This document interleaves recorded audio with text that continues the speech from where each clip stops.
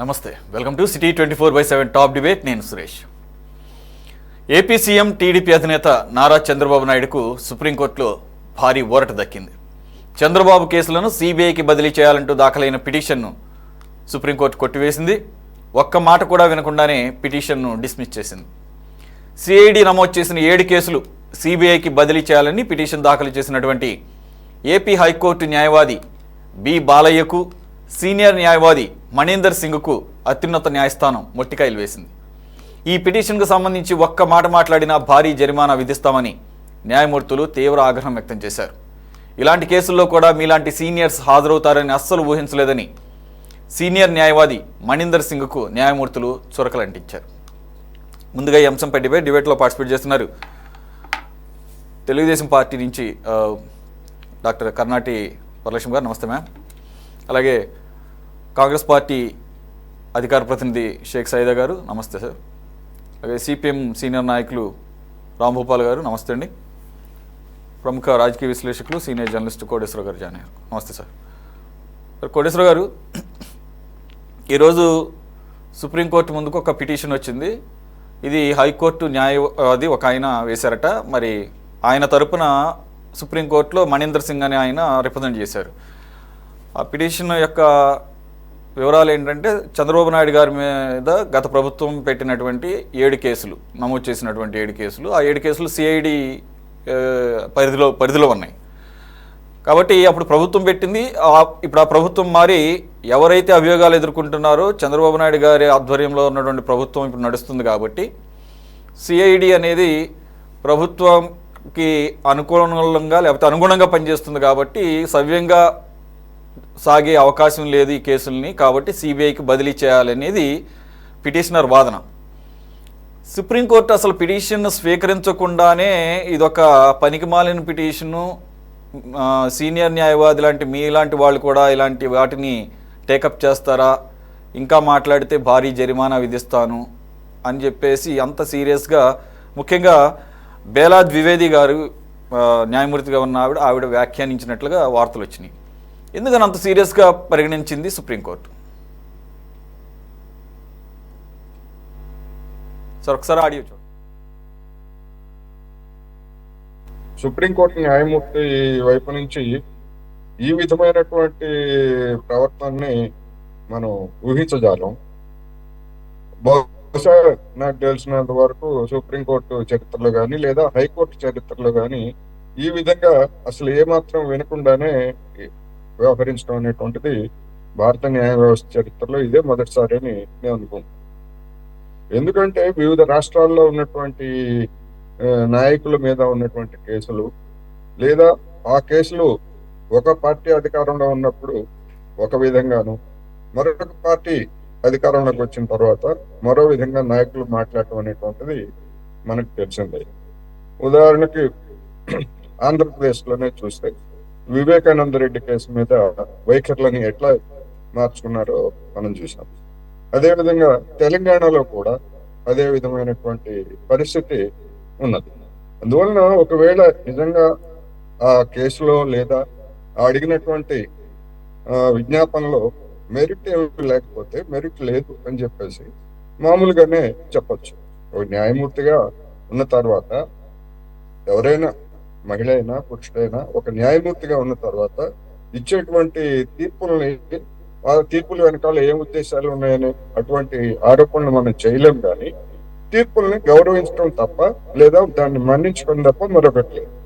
కానీ అసలు ఆ విధంగా అడగటమే తప్పు అనేట్లయితే అనేక కేసుల్లో ఇప్పుడు తెలంగాణలో కూడా జరుగుతుంది అదే కదా. ఓటుకు నేటు కేసుకు సంబంధించి గతంలో ప్రభుత్వం కేసు పెట్టింది ఇప్పుడున్నటువంటి ముఖ్యమంత్రి మీద. ఆ కేసుని మరి సిబిఐకి ఇమ్మని చెప్పేసి కొంతమంది అడుగుతున్నారు. సరే, అది కోర్టు కేసులో ఉందనుకోండి. కానీ ఈ రాష్ట్రం కాకుండా వేరే రాష్ట్రాల్లో దాన్ని విచారించాలనేటువంటిది కూడా ఇవన్నీ కూడా మనం చూస్తున్నాం కదా. అందువలన ఆ విధంగా అడగటం తప్పేంటి అనేది నా పాయింట్.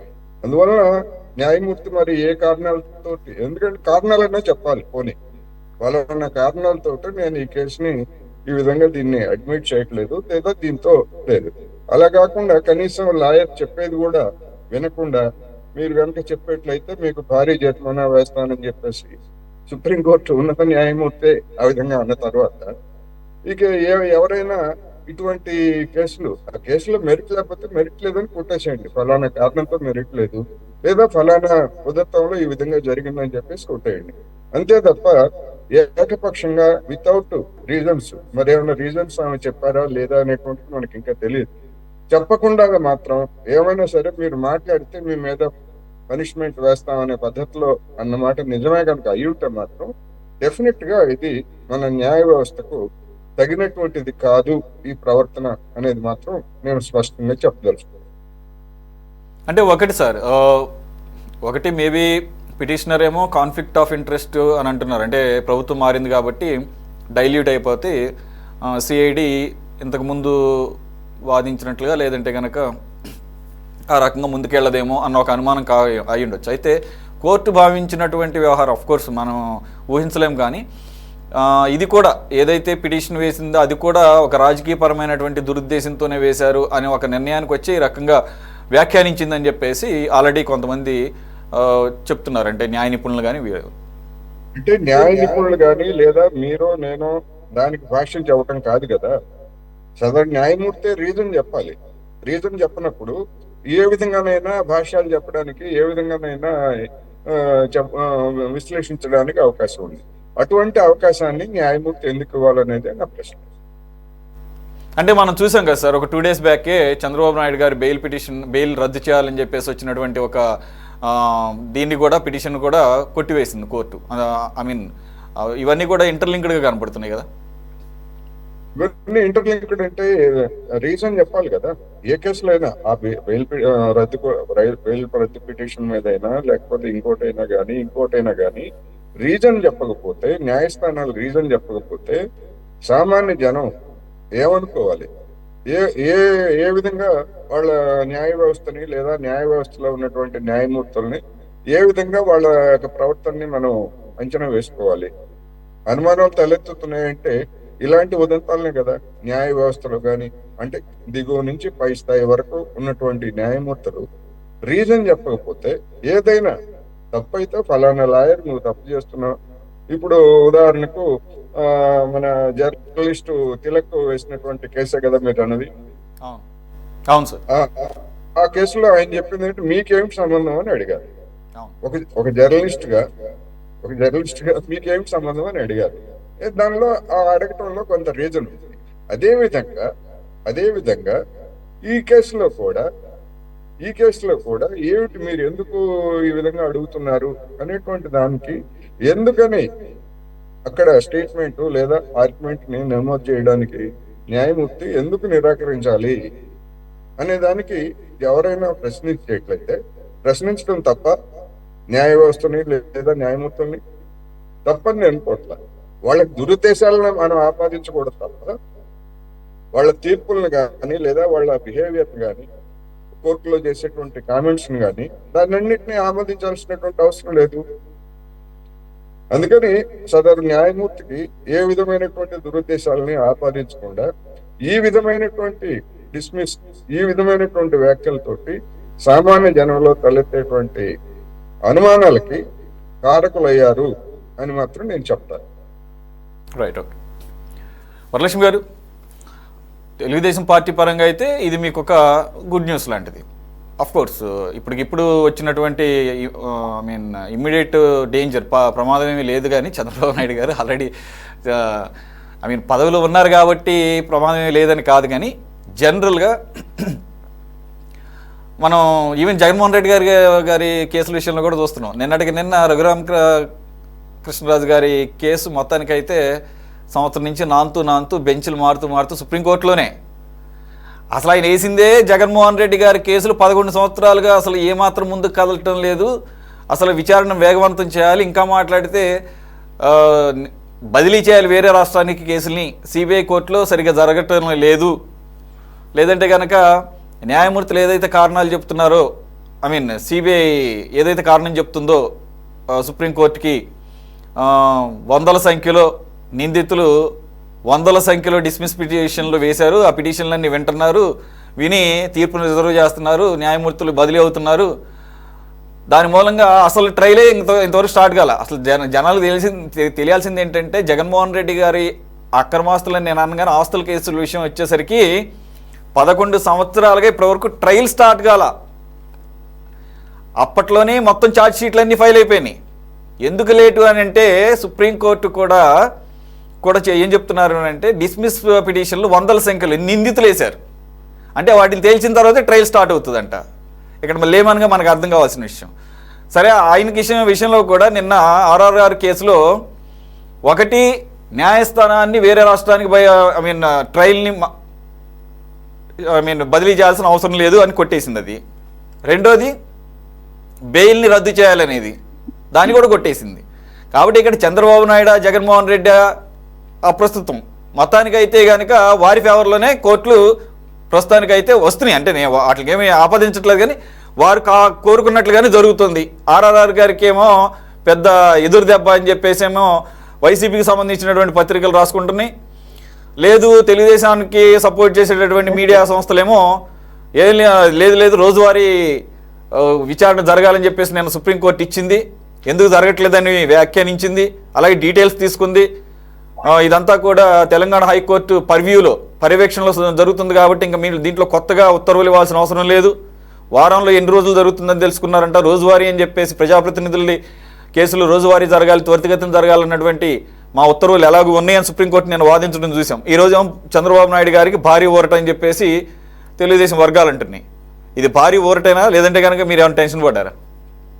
సార్ సురేష్ గారు, ముందుగా మీకు మీకు ప్యానెల్లో పెద్దలకి సార్, ఇక టెన్షన్ పడే అంత పెద్ద పెద్ద కేసులు కాదు.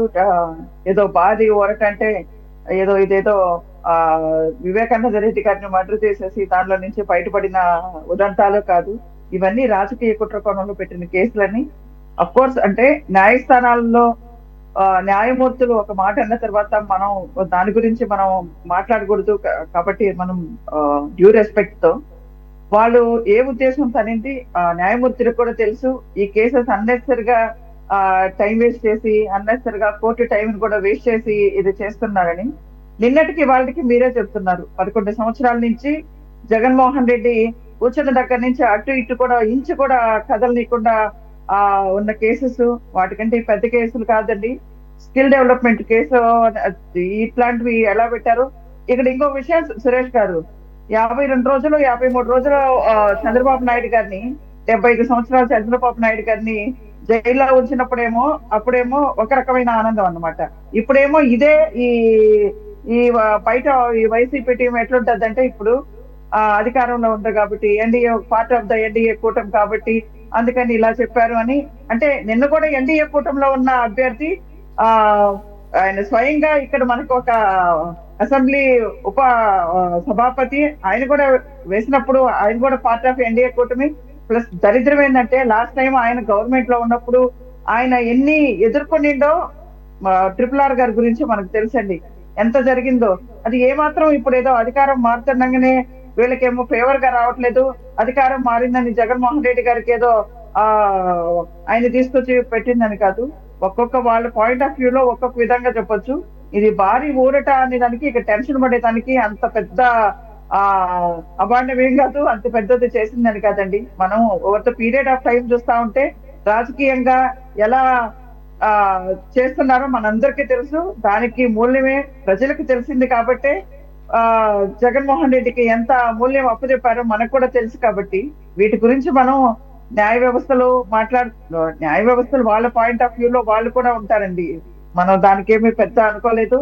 దీని గురించి మేమేం పెద్ద టెన్షన్ పడలేదు. టెన్షన్ పడే అంత పెద్ద పెద్దగా విషయాలు కూడా కాదు. కాబట్టి దాని గురించి మేమేమి అదేదో వాళ్ళకి వాళ్ళు సంబరాలు చేసేసుకోవాలి, చాలా పెద్ద కేసు, చాలా సెక్షన్స్ ఉన్నాయి దీంట్లో, అయ్యో ఇది ఎట్లా అని మనమేం అనుకోవాల్సినంత అవసరం లేదు. చాలా మంది ఉన్నారు, ముదుర్లు ఉన్నారు. సో వాళ్ళందరూ కేసెస్ అయిపోతే ఇవేమన్నా ఉండున్నా కానీ దాని గురించి డిస్కషన్ తీసుకురావాలి. అందరికీ న్యాయ వ్యవస్థ ఒకే విధంగా స్పందించాలని నేను కూడా కోరుకుంటున్నాను. ఈ 11 సంవత్సరాల నుంచి మీరు ఇందాక అన్నారు ఆస్తుల విషయం అని చెప్పి, అక్రమ ఆస్తులు అని చెప్పి అన్ని చెప్తున్నారు. ఇప్పుడు వైసీపీ వాళ్ళ టెన్షన్ కూడా ఉంది. ఎక్కడ విజయసాయి రెడ్డి గారు అప్రూవర్ గా మారిపోతే ఈ కేసెస్ అన్ని ఏమవుతాయో. పాపం ఆయనే మొన్న ఏమంటారు వైఎస్ వివేకానంద రెడ్డి గారి డెత్ ను కూడా ఆయనే కదా అనౌన్స్ చేయడం, గుండెపోటు అని చెప్పి అనౌన్స్ చేసిన తర్వాత ఇప్పుడు ఇది ఆయన అప్రూవర్ గా మారిపోతే ఏమవుతుందా అని టెన్షన్ పడేది. ఇప్పుడు జగన్ అనుకోండి, ఇక్కడ మేమైతే టెన్షన్ పడట్లేదు, అదేం పెద్ద ఇష్యూ కూడా కాదని నేను అనుకుంటున్నాను. Okay, right. అయితే సైదా గారు, మీరు ఎలా చూస్తారు? అంటే ఇప్పుడు యాక్చువల్గా ఈ 7 కేసులు కూడా అంతకుముందు కూడా ఉన్నాయి కేసులు అని అనుకోవచ్చు. చంద్రబాబు నాయుడు గారు అనేక సందర్భాలు చెబుతుంటాడు, నా మీద ఒక్క కేసు కూడా లేదు ఇప్పటి వరకు 40 ఏళ్ల రాజకీయ చరిత్రలో, కానీ ఒక్క లాస్ట్ 5 yearsలోనే దాదాపుగా 20 పైచిలకు కేసులు ఉన్నాయని అంటారు. మరి వాటిలో యాక్టివ్గా ఇన్యాక్టివ్గా సీరియస్ కేసులు ఏంటనేది పక్కన పెడితే సిఐడి పర్వ్యూలో 7 కేసులు ఉన్నాయని చెప్పేసి ఈరోజు సుప్రీంకోర్టు ముందుకు వచ్చింది. ఆ 7 కేసులని కూడా సిబిఐకి ట్రాన్స్ఫర్ చేయాలి సిఐడి నుంచి. ఎందుకంటే అప్పుడు ప్రభుత్వం పెట్టిన కేసులు ఇప్పుడు ఆ ప్రభుత్వంకి హెడ్గా పనిచేస్తున్న వాళ్ళ మీద అభియోగాలు ఉన్నాయి కాబట్టి, చంద్రబాబు నాయుడు గారితో సహా. ఇంకా మాట్లాడితే ఈరోజు చంద్రబాబు నాయుడు గారిదే ఇంకొక కేసు కూడా అక్కడ నాకు తెలిసినంత వరకు హైకోర్టులో పెండింగ్లో ఉంది. ఏంటది? సేమ్ ఇదే నాకు తెలుసు, సేమ్ జర్నలిస్ట్ తిలక్ గారు అనుకుంటా అది పెట్టింది. ఒక్క చంద్రబాబు నాయుడు గారే కాదు, లోకేష్ గారి మీద కానీ, లేదంటే కొల్లు రవీంద్ర, అచ్చెన్నాయుడు, వీళ్ళందరి మీద పెట్టినటువంటి సిఐడి కేసుల్ని సిబిఐకి బదిలీ చేయాలని చెప్పేసి. మరి ఇప్పుడు దీన్ని బేసిస్గా తీసుకొని హైకోర్టు ఆ పిటిషన్ కూడా అదే రకమైనటువంటి వర్డిక్ట్ ఇస్తుందో చూడాలి. సరే, పక్కన పెడితే ఈ పర్టికులర్ చంద్రబాబు నాయుడు గారి విషయానికి వచ్చేసరికి 7 కేసుల్లో 5 కేసుల్లో ఛార్జ్ షీట్ ఆల్రెడీ ఫైల్ అయ్యింది. ఒక 2 కేసులు మాత్రమే దర్యాప్తు సాగుతున్నట్టున్నారు. వాటిలో ముఖ్యమైనవి స్కిల్ కేసు, అలాగే AP fibre case, inner ring road case, ఇట్లాంటివి ఉన్నాయి సార్. ఇవన్నీ కూడా పొలిటికల్లీ మోటివేటెడ్ వెండెట్టా పాలిటిక్స్లో భాగంగా పెట్టినటువంటి కేసులు అని చెప్పేసి జనరల్గా చంద్రబాబు నాయుడు గారు కానీ లేదంటే టీడీపీ వర్గాలు కానీ అంటుంటాయి. ఆ విధంగానే కొద్దిగా కనపడుతూ ఉంటాయి కూడా మనకి. సరే, end of the day charge షీట్లో ఏ రకమైనటువంటి అభియోగాలు నమోదు చేశారు, వాటికి ఎవిడెన్సెస్ ఏంటి అనేది ఇంపార్టెంట్. ఈరోజు తీవ్రమైనటువంటి వ్యాఖ్యలు చేయడానికి గల కారణం, వీటిలో ఆల్రెడీ ఛార్జ్ షీట్లు దాఖలు చేసిన తర్వాత ట్రాన్స్ఫర్ చేయాల్సిన అవసరం ఏంటి అనే ఒక ఉద్దేశంతోనే కోర్టు ఈ వ్యాఖ్యలు చేసిందని చెప్పేసి అంటున్నారు. మీ అబ్జర్వేషన్ సార్? సురేష్ గారు, మీకు పేరున్నటువంటి పెద్దలు senior journalist, senior political analyst Koteswararao గారు, అలాగే తెలుగుదేశం పార్టీ నాయకురాలు డాక్టర్ వరలక్ష్మి గారు, సిపిఎం నాయకులు రామ్ గోపాల్ గారు, అలాగే సిటీ 24/7 వీక్షకులందరూ కూడా నమస్కారం. ఈరోజు ప్రధానంగా మనం చూసినట్లయితే సుప్రీంకోర్టు న్యాయమూర్తి బైలా ద్వివేది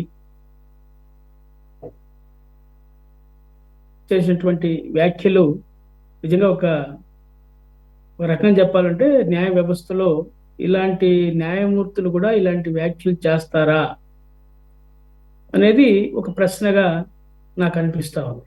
ఎందుకంటే గతంలో కొన్ని కేసుల్లో చూసాం. కానీ ఈ యొక్క హైకోర్టు న్యాయవాది బి బాలయ్య చంద్రబాబు గారి మీద ఉన్నటువంటి 7 సిఐడి కేసుల్ని సిబిఐకి బదలాయించాలి అని చెప్పి ఆయన వేసినటువంటి పిటిషన్ మీద ఆయన ఒక రకంగా చెప్పాలంటే ఆగ్రహం వ్యక్తం చేసినట్టుగా మాట్లాడినటువంటి తీరు, అలాగే దాని కౌంటర్ చెప్పబోయినటువంటి సుప్రీంకోర్టు సీనియర్ న్యాయవాది మనీందర్ సింగ్ పై కూడా ఇలాంటి కేసుల్ని మీరు వాదించడానికి వచ్చారా అని చెప్పి ఆయన్ను కూడా మరి గట్టిగా మందలించినటువంటి పరిస్థితి చూస్తూ ఉంటే ఆయన ఉద్దేశం ఏంది? సుప్రీంకోర్టు న్యాయమూర్తి ఆ విధంగా, ఎందుకంటే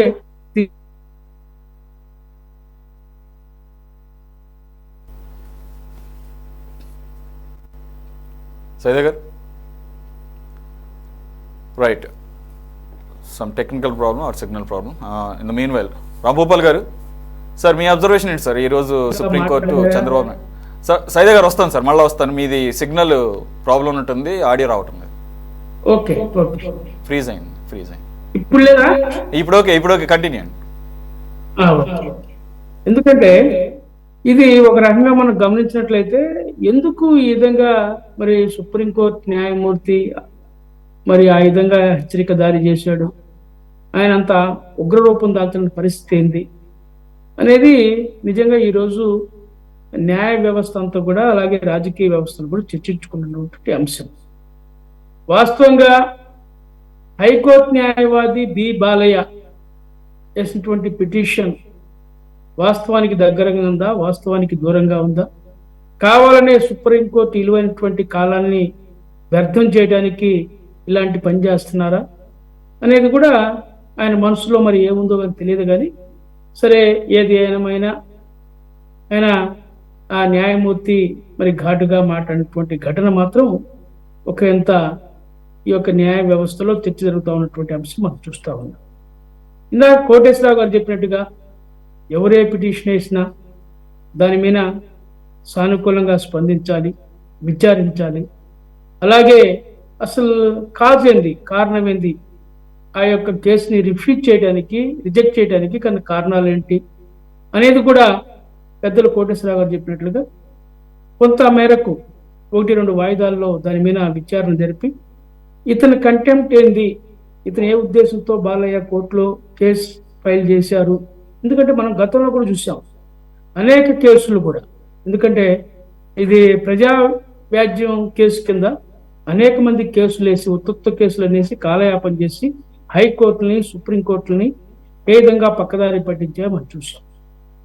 దాన్ని ఆలోచించే ద్వివేది గారి నిర్ణయం తీసుకున్నారా అనేది కూడా ఇప్పుడు మనకు అనిపిస్తా ఉంది. అయితే ఇతనికి కూడా, ఈ న్యాయవాదిని కూడా అసలు ఎవరున్నారు దీని వెనక, నీ ఇంట్రెస్ట్ ఏంది, ఎందుకు ఈ విధంగా నువ్వు వేస్తా ఉన్నావు ఈ కేసు, ఆల్రెడీ సిఐడి కోర్టు పరిధిలో జరుగుతూ ఉంది, ఛార్జ్ షీట్ దాఖలు చేశారు. చంద్రబాబు నాయుడు గారు 53 రోజులు రాజమండ్రి జిల్లా జైల్లో జైలు జీవితం గడిపారు. అనేక కేసుల మీద బెయిల్ తీసుకొని ఆయన ఉన్నాడు, ముఖ్యమంత్రిగా ఉన్నాడు. ఈ తరుణంలో మీరు ఉద్దేశపూర్వకంగా కేసులు మరి ఎందుకు వేస్తా అని చెప్పి 1-2 వాయిదాల్లో విచారించి అవసరమైతే అతను దురుద్దేశపూర్వకంగా కేసు గనక ఈ యొక్క మరి కేసు వేసినట్లయితే ఆ బాలయ్య మీద కూడా చర్యలు తీసుకోవాల్సినటువంటి పరిస్థితి ఉంది.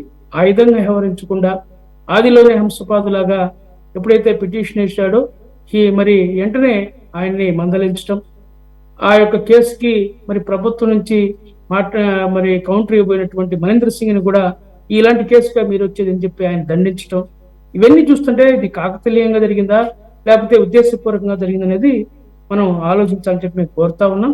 సరే, ఏది ఏమైనా న్యాయ వ్యవస్థను, గత న్యాయ వ్యవస్థల కంటే కూడా ఇప్పుడు మరి ఎందుకనో మనం చూస్తూ ఉన్నాం. అనేక కేసుల్లో ఏం జరుగుతూ ఉన్నాయో, ఈ కొలిజీయం ఏమైందనే పరిస్థితి కూడా చూస్తూ ఉన్నాం. రాజకీయ వ్యవస్థ, ఈ యొక్క న్యాయ వ్యవస్థలో కూడా రాజకీయాలు జొరబడి మరి ఏ విధంగా ముందుకెళ్తున్న పరిస్థితిలో చూస్తా ఉన్నాం. కొన్ని కేసుల్లో యాక్చువల్గా ఏంటంటే ఇప్పుడు మనం లీగల్ పరిధిలో లేనటువంటి వ్యక్తులు పిటిషన్, అలాగే పిటిషన్ యొక్క శాంక్టిటీ, మెరిట్స్ ఇవన్నీ కూడా మనకన్నా న్యాయమూర్తులకి చాలా బాగా తెలుస్తుంది. కాబట్టి వాళ్ళ ఉద్దేశాలు ఏంటి అనేది అస్సలు మాట్లాడకూడదు, మాట్లాడే ప్రయత్నం కూడా చేయకూడదు. ఎందుకంటే ఇప్పుడు అసలు పిటిషన్ని కన్సిడర్ కూడా చేయకుండా ఆ స్థాయిలో ఒక సీనియర్ న్యాయవాది కౌన్సిల్ని మందలించారు అంటేనే దానికి చాలా స్ట్రాంగ్ రీజన్స్ ఉంటాయి. మనకి లీగల్గా దాని డెప్త్ మనకు తెలియదు. రెండు, నాకు తెలిసినంత వరకు నేను చెప్పాను అందు గురించి, ఛార్జ్ షీట్లు ఆల్రెడీ ఫైల్ అయిన తర్వాత అవి కోర్టు పరిధిలోకి వెళ్ళిపోయినప్పుడు కాన్ఫ్లిక్ట్ ఆఫ్ ఇంట్రెస్ట్ అరైజ్ కాదు, లేదంటే కనుక అసలు ఇప్పుడు మీరు ఈ పిటిషన్ వేయడానికే ఒక పొలిటికల్లీ మోటివేటెడ్ అన్న రీతిలో భావించుండొచ్చు. అఫ్కోర్స్ కోర్టు కూడా ఆ విధంగా వ్యాఖ్యానించలేదు, కానీ ఆ రకమైనటువంటి భావనకు వచ్చి ఉండొచ్చు. మనం చూస్తున్నాం కదా, కోటేశ్వర గారు అన్నట్టు జర్నలిస్ట్ తిలక్ అన్న ఆయన అనేక సందర్భాల్లో చాలా ప్రొయాక్టివ్గా గవర్నమెంట్తో పాటు ఇంప్లీడ్ అయిపోయి కూడా గత ప్రభుత్వ హయాంలో గత ప్రభుత్వం యొక్క ఆదేశాల మేరకు అన్నట్టుగా చాలా యాక్టివ్గా కేసులు వేశాడు చంద్రబాబు నాయుడు గారి మీద ఈ రకంగా. కాబట్టి అక్కడ చాలా ఓపెన్గానే తెలిసిపోతుంది అతను వైసీపీకి అనుకూలంగా ఆయన ఆ రకంగా పిటిషన్లు వేశాడని చెప్పేసి. ఇప్పుడు ఇది నేనంటుంది కాదు, కోర్టు లాస్ట్ టైం మాట్లాడుతున్నప్పుడు ఏంటి మీకు అంత ఇంట్రెస్టు, మీకు పర్సనల్గా ఏంటి అంత ఇంట్రెస్టు అని చెప్పేసి ఆయన మందలించింది. కాబట్టి ఇదేం మొదటిసారి కాదు మొట్టికాయలు వేయటం అనేది. పిటిషన్లు వేసేటప్పుడే వీళ్ళు మొట్టికాయలు ప్రతిసారి వేయించుకుంటున్నారు. రెండోది కూడా నేను చెప్తాను,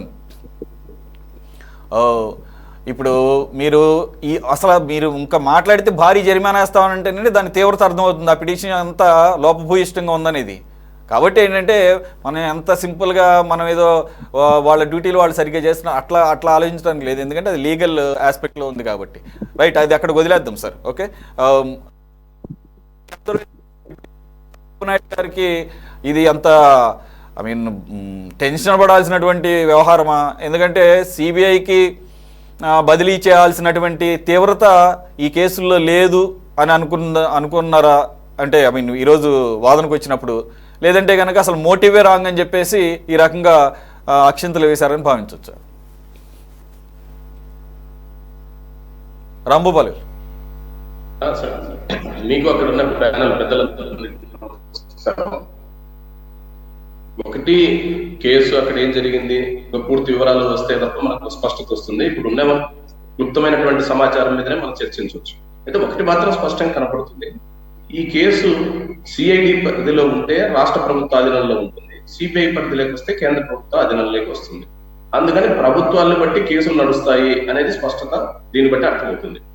ఎందుకంటే కేసు ఎవరైతే ఇప్పుడు సిబిఐకి రెఫర్ చేయాలని చెప్పి కోరిన వాళ్ళు గతంలో ప్రభుత్వంలో ఉన్నప్పుడు ఈ కేసు జరిగింది కనుక ఇప్పుడు ఈ కేసుల్ని ఈ ప్రభుత్వం నీరుగార్చే ప్రయత్నం చేసే అవకాశం ఉంది అని అంటేనే అర్థం గతంలో అయినా ఇప్పుడైనా ప్రభుత్వాల ఆధీనంలోనే ఈ వ్యవస్థలు నడుస్తున్నాయి అని చెప్పకనే చెప్పినట్టుగా తెలుస్తుంది. రెండోది, సిబిఐ మాత్రం ఏదో మొత్తం అన్నిటికీ పరిష్కారమైనటువంటి ఒక ఉన్నంతలో ఒక పెద్ద స్థాయిలో ఉండే నేర పరిశోధన సంస్థ, అంత మాత్రం అక్కడ కూడా సిబిఐలో అన్ని సక్రమంగా ఉన్నాయని కూడా అనలేదు. మూడో విషయం, కోర్టులు ఈ రోజు వ్యాఖ్యానిస్తున్నటువంటి వ్యాఖ్యానాలు లేదా కోర్టులు ఇస్తున్నటువంటి తీర్పులు రాజకీయాలకు అతీతంగా మోటివేషన్ విరుద్ధంగా ఏవో జరిగిపోతున్నాయని కూడా చెప్పడానికి లేదు. చాలా విషయాల్లో మనకు స్పష్టత వస్తుంది. ఇప్పుడు నిన్నే చూశారు మీరు మాట్లాడినట్టుగా, ఇప్పుడు రఘురామకృష్ణరాజు గారి బెయిల్ ఏదైతే ఆ పిటిషన్ జగన్మోహన్ రెడ్డి మీద వేసినటువంటి కేసుని సింపుల్ గా వాళ్ళు అది తర్వాత కోర్టు ఎందుకు రెగ్యులర్ గా విచారించడం లేదు, రెగ్యులర్ గా విచారించండి అనే సూచనలు చేసి ఉండొచ్చు. కానీ అసలు ఈ బెయిల్ పిటిషన్ మీద ఎన్ని సంవత్సరాలు ఒక వ్యక్తి ఉండడం కరెక్టా కాదా అనే దాని మీద ఏమి సుప్రీంకోర్టు దాని గురించి పెద్దగా మాట్లాడాల. అదేవిధంగా ఈరోజు కొన్ని కేసుల విషయాలు కూడా చూస్తే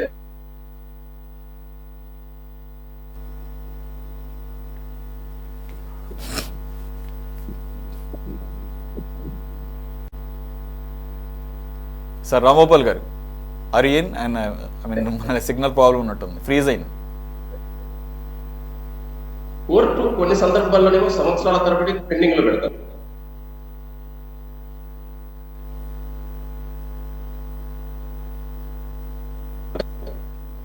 హలో,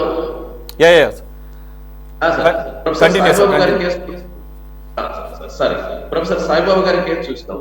ముంబై కోర్టు తీర్పిచ్చిన తర్వాత సుప్రీంకోర్టు రాత్రి విచారణ జరిపి తెల్లారిలోపు జడ్జిమెంట్ ఇచ్చి ఆ కేసులో బెయిల్ పిటిషన్ రద్దు చేసింది.